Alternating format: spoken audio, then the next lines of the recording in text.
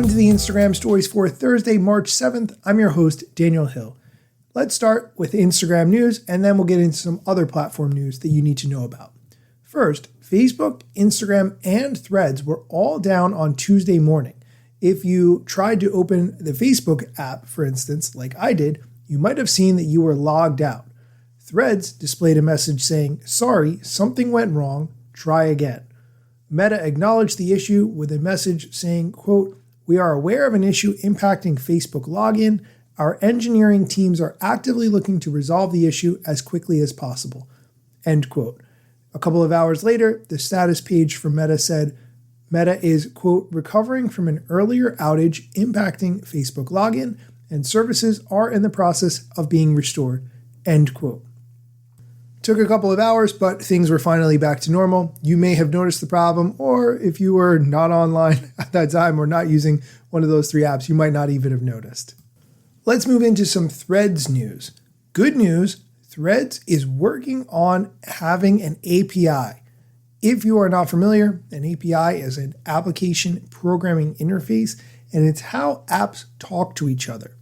According to Jesse Chen, who is an engineer working on Threads, the Threads team has now partnered with a range of third-party platforms on the first stage of live testing for its API, which has been in development for the past few months.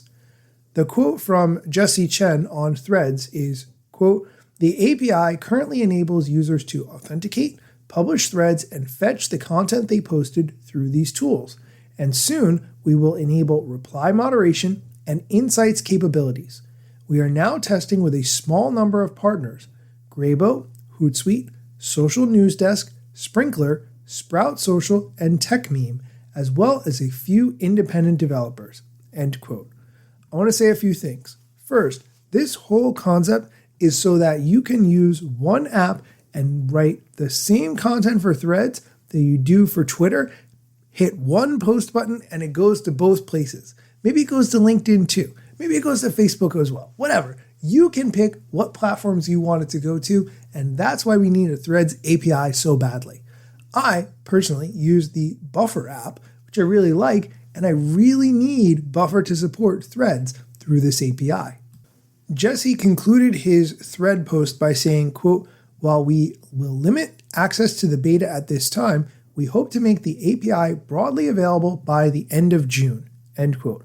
I will, of course, keep you posted on this whole thing. And the last piece of meta news we're going to talk about has to do with WhatsApp and Facebook Messenger in the EU. The EU has specific laws, the most recent of which is called the DMA, the Digital Markets Act, and it is requiring that Meta have interoperability for WhatsApp and Facebook Messenger with other third-party messaging services. This is the requirement of the law. Meta has begun offering details about exactly how it is going to implement this interoperability with third-party messaging services and WhatsApp and Facebook Messenger. They're going to be using the Signal protocol, which is what the Signal app uses. I will link to some details from the Meta team if you want to read more about this, but excited to see this level of interoperability. Maybe you have some friends who use only Facebook Messenger. Maybe you have some friends who only use WhatsApp. And then there's the friends you have on Signal who are always trying to convince you to switch. And you wonder why we have so many messaging apps in the first place. This interoperability is a huge step forward. And I really like to see laws like this from governments enforcing interoperability. We are going to take a quick break. When we come back, we're going to dive into some TikTok news. So be sure to stick around. And we're back. Okay, let's dive into the TikTok news.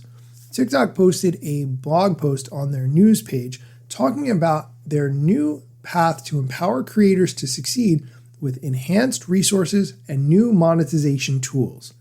TikTok is announcing new programs to give creators opportunities to express themselves, share their stories, fully embrace their creativity, all while getting rewarded financially. They share in this blog post that they hosted their largest U.S. Creator Summit, which was held on Tuesday in Los Angeles. It was called For Creators, Future Formats Summit, and I was not invited. The purpose of this summit was to help creators navigate all of TikTok's monetization tools, along with sharing best practices for content strategy, on new formats like longer videos. They also encouraged highlighting new trends. Creators would exchange ideas, debunk myths, and ultimately support each other to have success on TikTok. As part of that effort, they announced the new Creator Academy. This is a comprehensive education hub to provide creators at all levels with regularly updated resources, courses, articles, videos, and insights for additional guidance as you go about your TikTok journey.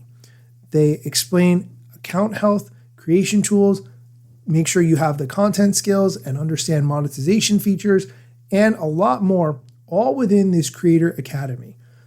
It's currently in testing, but it will be available in the near future in 7 different languages with more to come, and I will link to where you will be able to eventually find that.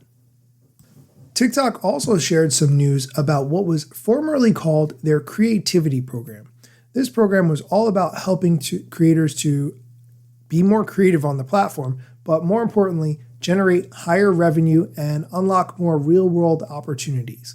They have since decided to improve that program and change its name. It is now called the Creator Rewards Program. It's designed to reward high-quality, original content longer than 1 minute with an optimized rewards formula focused on originality, play duration, search value, and audience engagement. In this news post, they actually share some really good stats about longer videos on TikTok. Since launching longer videos in 2022, users on TikTok spend 50% of their time watching longer content on TikTok, and viewership of longer videos has increased nearly 40% over the last 6 months. Clearly, they are trying to compete with TikTok for attention when it comes to longer videos. They also announced subscription opportunities. Previously, people who were live on TikTok, like meaning they had gone live, had a chance to offer subscriptions to viewers. Now they are expanding subscriptions to support non-live creators on TikTok as well. Nice to see that TikTok is working hard to provide so many monetization paths for creators on the platform. And the last piece of TikTok news that we're going to cover today comes from Reuters. Some US lawmakers are pushing for ByteDance, which is the parent company who own TikTok. They are pushing for ByteDance to divest TikTok or face a ban. I think the whole concept of the US banning TikTok as a news item has been so over-discussed at this point that I don't want to devote any more time or attention to it, but I just wanted to bring it up as you, as the listener, should be aware of it. That is going to do it for today's episode. Thank you so much for listening, and be sure to come back next time for more social media news, tech news, social media strategy, and all the other things that you need to know. Instagram news got you covered, sometimes even TikTok. Relevant platforms in the metaverse ahead of the wave without a break or a pit stop. Still waiting for Zuckerberg to give me the big job. Pause. Use trademarks and logos with Insta's permission, of course. If you like the show and you gain some good info, maybe leave a review. It's a type of applause. Just drop me a message if you want to collab. If you got some good content or you want to run ads, at Daniel Hill Media is where I am. TikTok, Facebook and Instagram.